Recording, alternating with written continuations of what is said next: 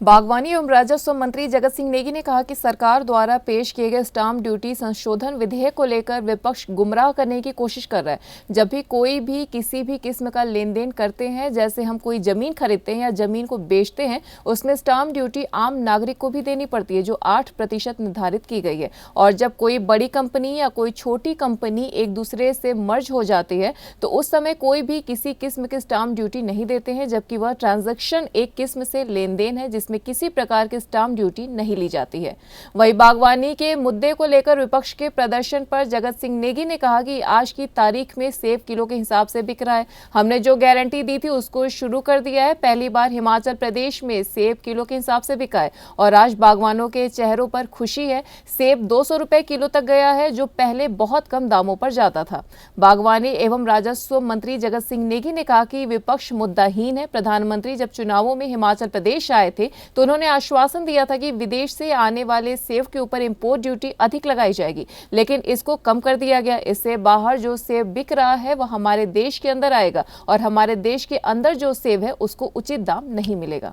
News desk anyone live. मैं तो ये पूछ रहा हूँ विपक्ष से कि आप मुर्गी के साथ है कि अंडे खाने वालों के साथ है।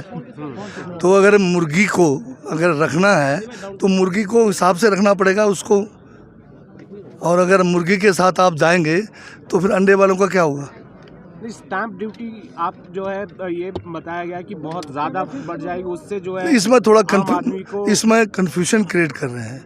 हम जब भी कोई भी किसी किस्म का जो है लेन देन करते हैं, जैसे हम कोई ज़मीन खरीदते हैं या ज़मीन को बेचते हैं या कोई, उसमें स्टैम्प ड्यूटी आम नागरिक को भी देना पड़ता है, जो 8% किया गया है।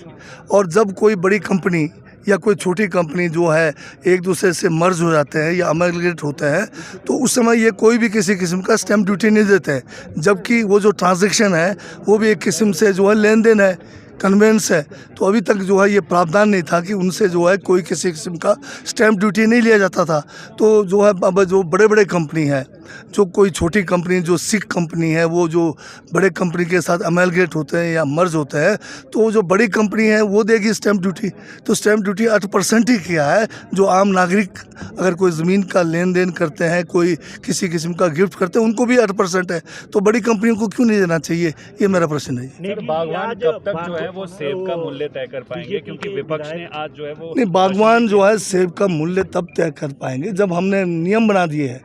आज की तारीख में सेब जो है किलो के हिसाब से बिक रहा है, तो किलो के हिसाब से उचित मूल्य इस बार मिला है।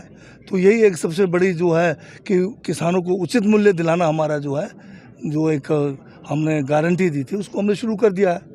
पहली बार हिमाचल प्रदेश में सेब जो है किलो के हिसाब से बिका है और आप बागवानों के चेहरों पे खुशी है कि 200 रुपये किलो तक सेब गया है, जो पहले बहुत कम दामों पे जाता था। तो फिर विपक्ष क्यों प्रदर्शन कर अब रहा है कि गारंटी विपक्ष जो है मुद्दाहीन है।